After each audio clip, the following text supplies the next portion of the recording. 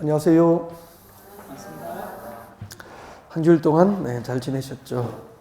자, 오늘 이제 공법 인문과정 마무리를 하겠습니다.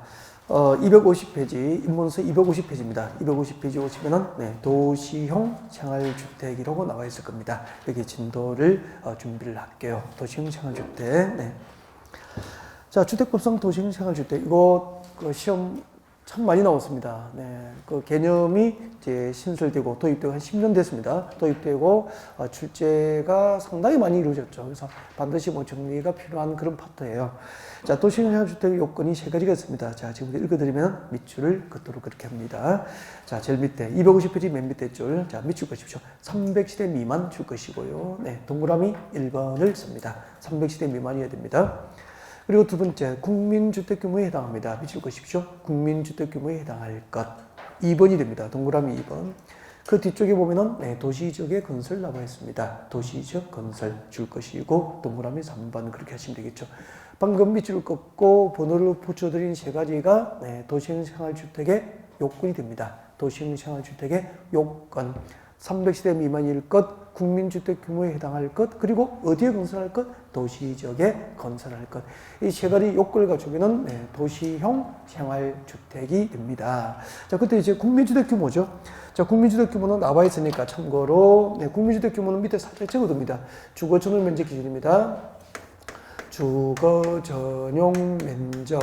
주거 전용 면적 기준 국민주택 규모는 얼마죠? 85제곱미터 이하를 말합니다. 주거 전용 면적 85제곱미터 이하를 국민주택 규모 이하로 함이 원칙이에요. 그래서 주택법상 국민주택 규모로 하면 주거 전용 면적 얼마죠? 85제곱미터 이하, 85제곱미터 이하를 국민주택 규모라고 합니다. 원칙이 그래요. 300세대 미만일 것, 국민주택 규모에 해당할 것, 그리고 도시적 건설이니까 계획관리지역이나 관리지역, 농림지역 등등에는 도시형 생활주택이 법적으로 존재할 수 있습니까? 없습니까? 없죠. 도시적으로 안에서만 지정된 지역만 가능합니다. 그리고 이 도시형 생활주택의 종류가 이제 세 가지가 나와 있습니다. 오른쪽에 오세요. 251페이지 오른쪽 상단에 보시면 도시형 생활주택의 종류가 세 가지가 나와 있을 겁니다. 단지형 연립, 단지형 연립, 이거 나와야 되죠. 단지형 다시대 주택, 그리고 원룸형 주택. 이 세 가지가 도시형 생활주택의 종류가 됩니다. 그래서 그 세 가지를 앞쪽으로 딱 묶어주시고 앞에다가 종류라고 적어주시면 됩니다. 자, 주택법상 도시형 생활주택은 세 가지가 있죠. 단지형 연립, 그리고 단지형 다세대, 그리고 원룸형 주택. 그렇게 세 가지가 있죠. 사실 외워둬야 돼요, 처음에는. 자, 근데 원룸은 다 알고 있잖아요. 그죠? 원룸형 주택만 설명을 드릴 필요가 없지만, 이제 처음 들으면은 연립주택은 알고 계시고, 다세대 주택을 알고 계시는데, 앞에 뭐가 붙어 있습니까? 단지형이 붙으니까 좀 낯설 수 있는 거죠. 그래서 단지형 연립주택이 무엇인지 이야기를 좀 해드리려고요. 해도 되겠죠. 그죠? 또 하지 말라고 하면 또 곤란하니까. 자, 단지형 연립주택이 뭐냐면은, 우리 아파트 단지라고 하잖아요. 그러면 아파트 단지를 상상해 보십시오. 머릿속에 상상해 보시면, 나홀로 아파트입니까? 동수가 2개 이상입니까? 101동부터 시작해서 102동, 103동, 이렇게 동수가 2개 이상입니다. 그러면은 단지를 형성하는 아파트 단지가 되는 거죠. 마찬가지예요. 그러면은 이 공동주택이 연립주택인데 단지를 형성하고 있어요. 그럼 뭐가 되는 거죠? 단지형 연립, 그렇게 되는 거예요. 아파트 단지처럼 하나의 대지에 동수가 2개 이상이에요. 그래서 단지를 형성하고 있는 연립주택을 의미하는 거죠. 그러니까 한마디로 연립주택 단지를 말하는 거예요. 아셨죠? 별거 아니잖아. 그 다음에 다시대 주택인데, 이 공동주택이 만약에 다시대 주택인데 단지를 형성하고 있어. 그럼 뭐가 되는 거죠? 단지형 다시대 주택, 그렇게 되는 거지 뭐. 그러면은 단지를 형성하고 있지 않은 것은 나머지는 뭐가 되는 거죠? 원룸형 주택이 되는 거죠. 알겠죠? 그렇게 되는 겁니다. 그래서 알고 보니까 단지형 연립주택과 단지형 다시대 별거 아니죠. 그리고 이제 단지형 연립, 단지형 다세대, 그리고 원룸형 주택의 공통점은 전부 주택법상 어디에 해당됩니까? 도시형 생활주택에 해당이 됩니다. 그리고 이것들이 도시형 생활주택이 되려면 요건이 세 가지잖아요. 몇 세대 미만일 것? 단전의 세대수는 300세대 미만일 것. 네, 300세대 미만이고 주거전용 면적 기준 국민주택 규모 이하이 되니까 85제곱미터 이하이 되고 그리고 용도지역은 어디에 건설해야 되죠? 도시지역에 건설 그렇게 되는 거죠. 네, 자, 이 정도 하시면 될 것 같고요. 그 다음에 제자 넘깁니다. 넘겨가지고 세대 구분은 공동주택으로 나와 있습니다. 세대 구분은 공동주택. 가끔 출제가 되는데 뭐 도시형 생활주택만큼은 아니에요. 그래서 출제가 되기는 돼요. 네, 나올 수는 있어요. 그래서 간단하게 알고 있으면 되겠죠. 자, 세대 구분은 공동주택을 제목을 딱 펼쳐놓고 저를 잠깐 볼까요? 이제 이것도 만든 지가 세대 구분은 공동주택으로 하는 이 용어가 생긴 지가 10년이 안 됐어요. 그러니까 10년 이내에 만들어진 거죠. 만들어졌다는 것은 우리나라 부동산 시장에 세대 구분형 공동주택을 만들어야 할 상황이 있었다는 거죠. 그래서 도입된 거예요. 우리 여러분 한 6, 7년 된 것 같아. 6, 7년 전에 수도권의 서울의 독서실 화재가 좀 이렇게 연쇄적으로 한 두세 번 이렇게 일어난 적이 있었어요. 그때 이제 독서실이 문제가 됐죠. 여러분 독서실 고시원 있잖아요. 고시원에는 진짜 사법고시나 행정고시 그리고 아니면 국가고시, 공시 공시가 뭐죠? 공인중개사 시험이라든지 공무원 시험 공시죠. 국가고시예요. 공인 자격증입니다. 국가고시예요. 그럼 이제 이렇게 공시를 준비하거나 사법고시나 행시 이렇게 준비하시는 분들이 가서 공부하고 있어야 되는데 이 독서실에 들어가 보면 골마루가 있습니다. 이렇게 골마루 복도가 있고요. 이 복도 옆에 전부 칸칸이 이렇게 전부 이게 개인이 사용하는 방이에요, 다 방. 들어가 보면은 이게 책상 발 넣을 수 있는 책상이 있고 그 위에 제일 위에 이불 놓고 밥 이렇게 책상 놓고 그렇게 돼. 발 뻗고 자고 그렇게 되잖아. 이거 가보니까 고시 공부하시는 분들이 계시는 게 아니고 우리 외국 근로자들 오시고 하면은 이제 방값이 싸니까 여기에서 생활을 하는 거예요. 그러면 이제 겨울에는 난방에 되니까 전기장판 깔아버리지 가끔 라면도 끓여서 드시지 하니까 이거 베니아판 한 장씩 칸막이거든요. 그러니까 이렇게 거주를 하고 있는 거죠. 근데 주택입니까? 주택이 아닌 건축물입니까? 주택이 아닌 건축인데 사실상 뭐로 쓰고 있습니까? 주거 용도로 쓰고 있는 거예요. 이러다가 전기장판 꽂고 치사도구 쓰고 하다 보니까 화재가 발생한 거죠. 그럼 여기는 화재가 발생하면은 전부 이거 베니아판 등으로 칸막이 되어 있기 때문에 금방 연소가 확산돼서 많은 인명피해가 발생하는 거예요. 그래서 여기다가 주택법을 적용해서 안전하게 관리를 해야 될 필요가 생긴 거죠.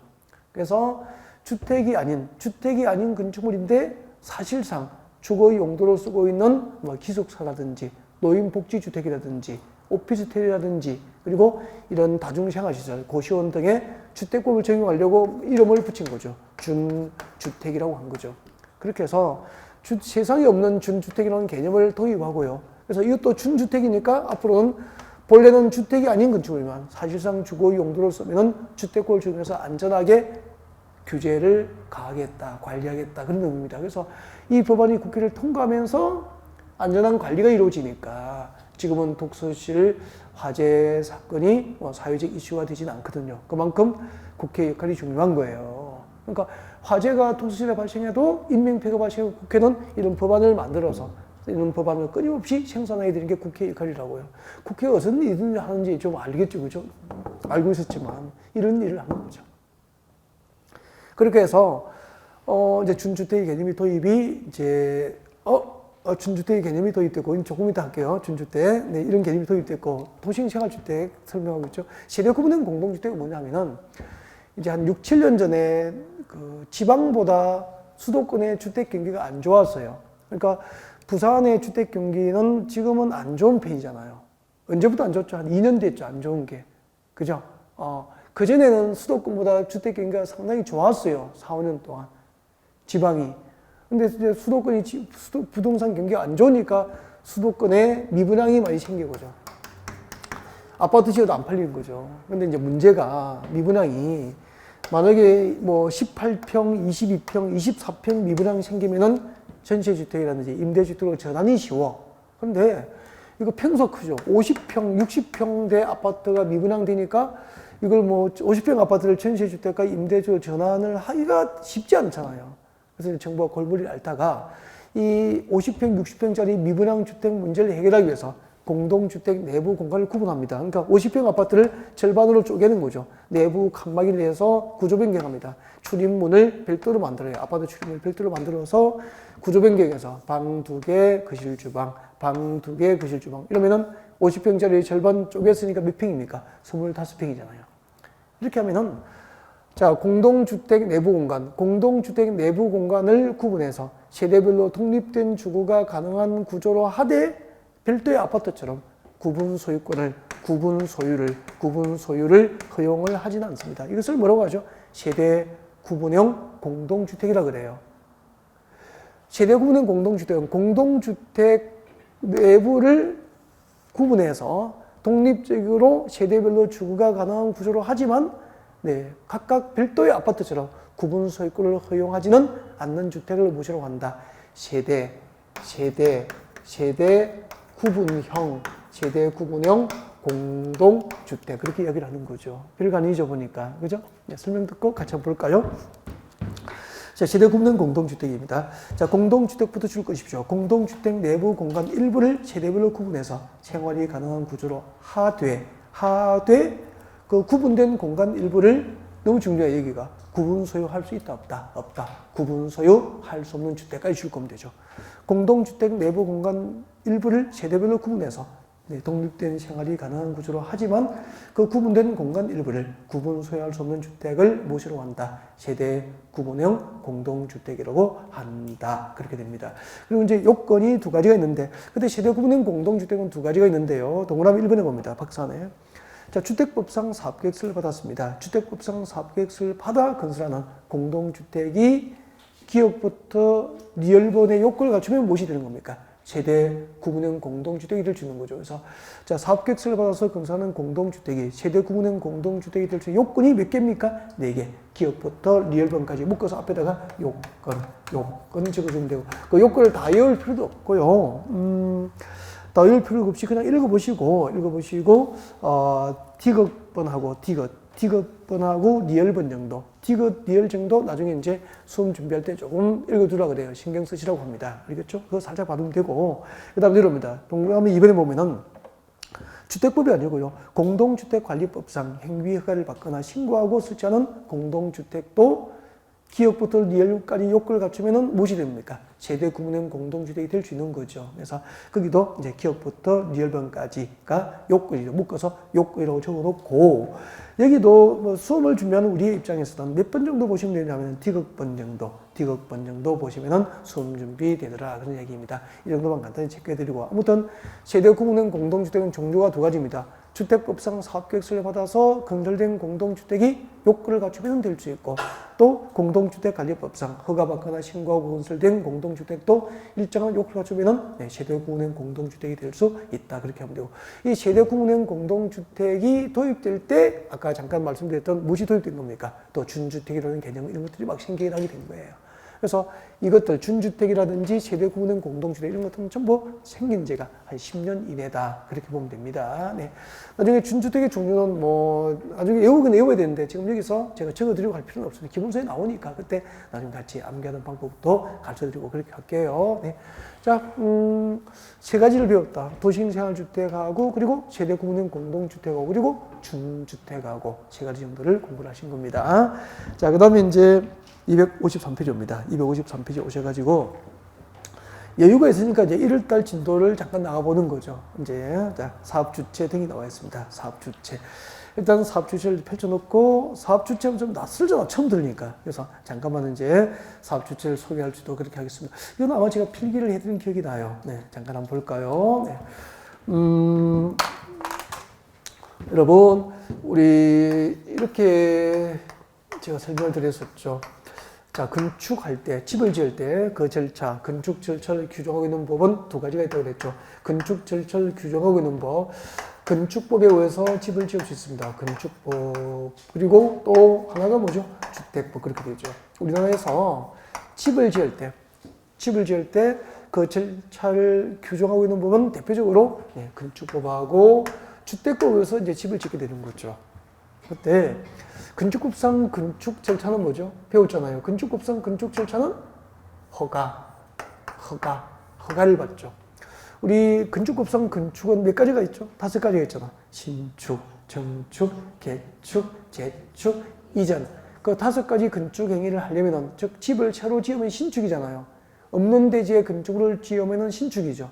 그리고 이제 건축 행위를 하려면은 건축법상 건축 절차는 뭐죠?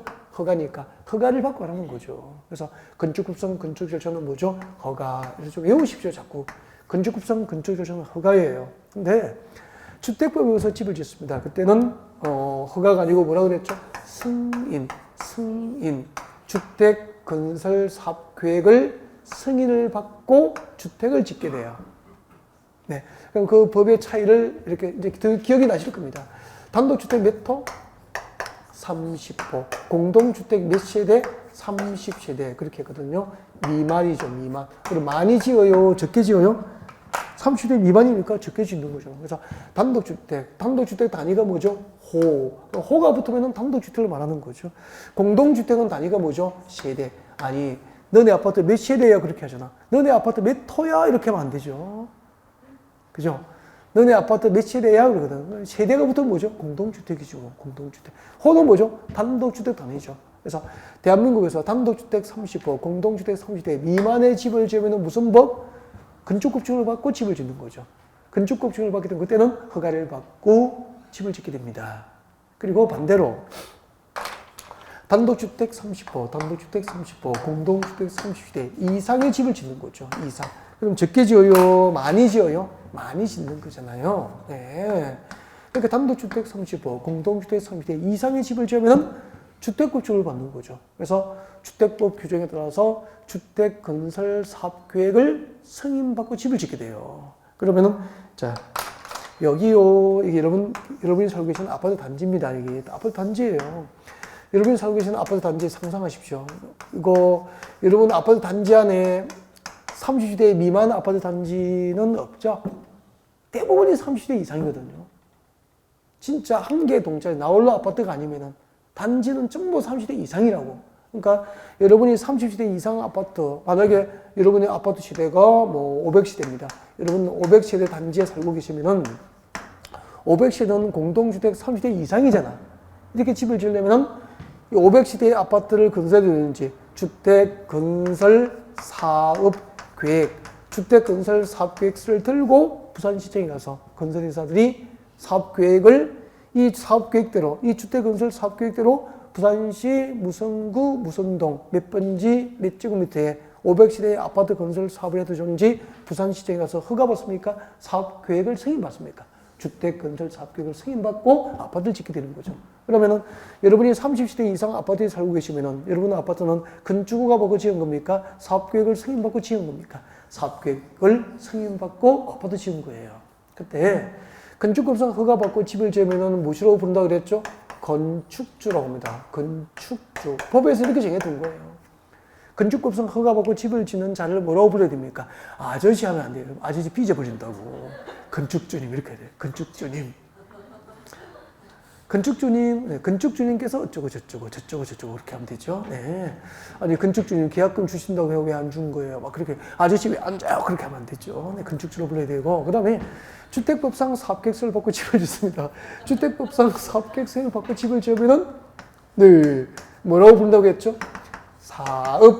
사업주체라고 불러. 사업주체. 그러면은 여러분 아파트가 현대 아이파크이면은 그때 현대산업개발, 현대 아이파크를 지은 그 현대건설은 건축주라고 불러야 됩니까? 사업주체라고 합니까? 주택건설 사업주체라고 부르는 거라고.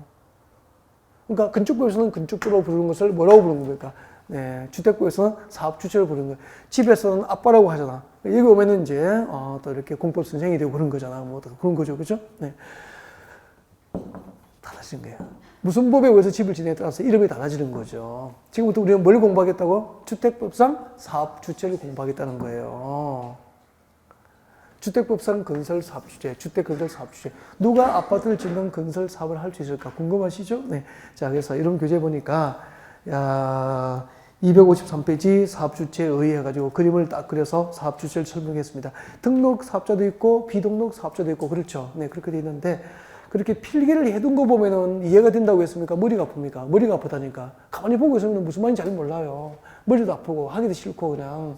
그래서 죄를 보면 재밌어지는 거죠, 이제. 책을 보면 재미가 없고. 그래서 이 그림을 설명들을 봐야 돼요. 만들어지는 걸 봐야 되죠.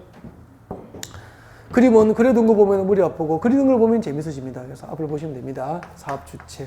야, 시간이 많으니까 참 여유 있게 해드리니까 너무 좋은 것 같아요. 한번 봐요. 여러분 주택법상 사업 주체는 이렇게 됩니다. 크게 단독 사업 주체가 있어요. 단독 사업 주체가 있고 그리고 공동 사업 주체가 있습니다.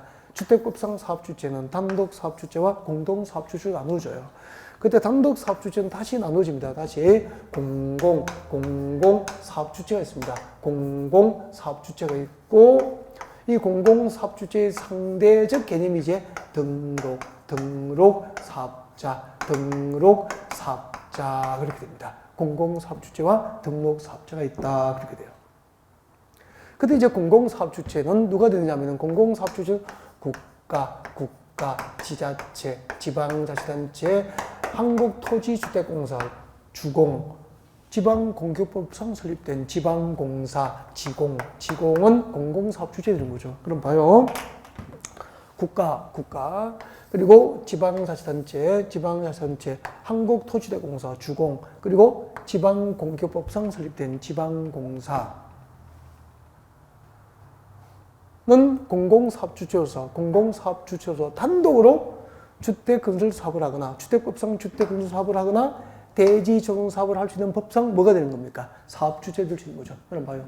부산시는 여기서 어디에 해당됩니까? 지방공사입니까? 주택공사입니까? 지자체입니까? 지자체. 그러면 이런 이야기잖아. 부산시는 공공사업주체로서 단독으로 주택법상 주택건설을 법적으로 할 수 있게 돼요.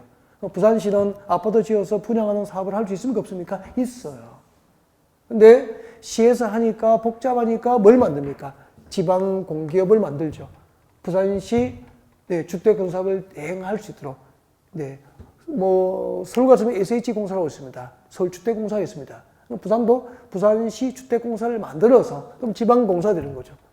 직접 사업주체가 될 수도 있고 지방 공기업을 만들어서 할 수도 있고 그렇게 되는 거예요. 그럼 주택공사는 누가 만드는 겁니까? 주택건설을 해서 무주택 서민들에게 좋은 주택이 싸게 공급될 수 있도록 국가는 뭘 만들었죠? 주택공사를 만들어서 주택공사가 국가를 대신해서 주택건설 사업을 하고 있는 거죠. 그래서 주공아파트는 일반 민영 아파트보다는 비쌉니까? 좀 쌉니까? 싸게 공급이 되는 거라고요. 아, 그런 거구나. 그 다음에 등록사업자잖아, 등록사업자. 이 등록사업자는 설명 안 들으면 모르는 거예요, 이제. 여러분, 등록사업자, 그냥 등록사업자인 줄 알잖아, 그죠? 모르죠. 등록사업자의 핵심은 이건데, 이거는 이제, 친한 사람에게 하면 말씀드린 거라고.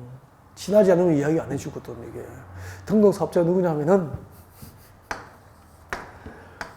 이거예요, 이거. 책을 아무리 봐도 이런 얘기는 없잖아. 그러니까 책 다 읽어도 모른다. 그러니까 등록사업자 누가 되냐면요. 개인. 그럼 여러분은 법인이십니까? 개인이십니까? 개인이시죠. 그럼 봐, 이런 얘기잖아. 대한민국에서 개인이 단독으로 주택건설 사업을 하거나 대지조성 사업을 하려면은 그냥 해야 됩니까? 등록해야 됩니까? 등록해야 되는 거죠. 등록. 그때 등록을 할 때 봐요. 여러분께서 혹은 이제 법인은 누구죠? 건설회사들, 현대산업개발, 대우푸르지오, 부산은 롯데, 캐슬 뭐 이런 거, 이런 법인들, 개인과 민간 법인이 연간 기준으로 단독주택 20호, 호가 붙으면 무조건 단독주택이죠. 공동주택 20세대, 공동주택 20세대 이상 주택건설을 하려면은 대한민국에서 개인과 민간 법인이 연간 기준으로 단독주택 20호, 공동주택 20대 이상의 주택건설을 하려면은 등록을 해야 되는데 무엇을 등록하느냐면은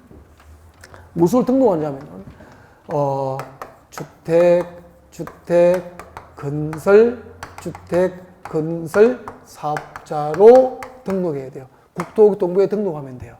등록하면 그때부터 그 개인과 민간 법인을 뭐라고 부릅니까? 등록사업자라고 하고, 이 등록사업자로 등록한 개인과 민간 법인은 단독으로 주택법상 주택건설 사업을 할 수도 있고 대지 조성 사업을 할 수도 있는 거죠. 근데 여러분 이렇게 생각하죠.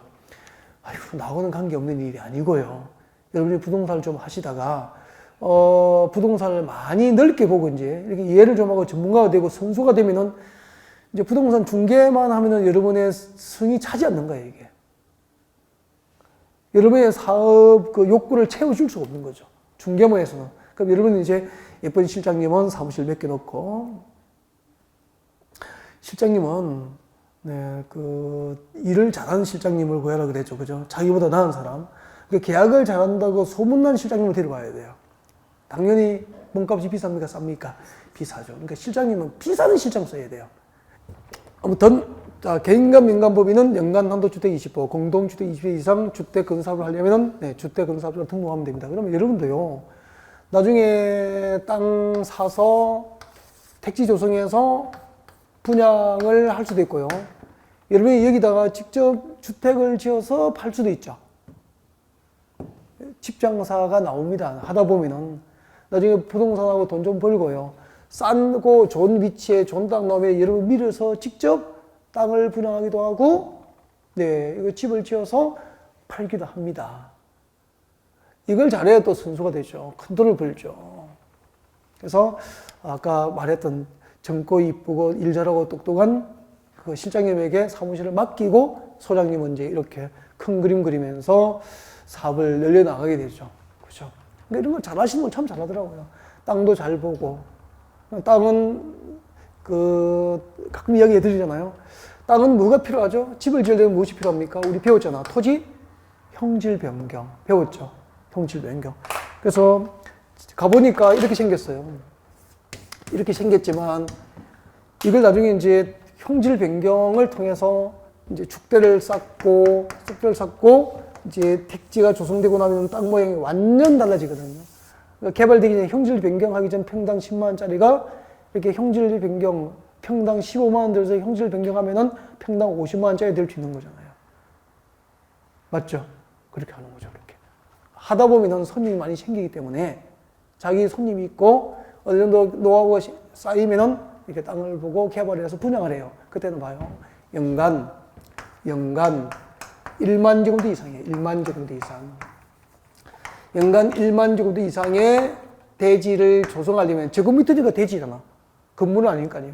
그래서 연간 1만 제곱미터 이상의 대지를 조성하고 싶으면은 대지 조성 사업자, 대지 조성 사업자로 국토교통부에 등록해야 돼요.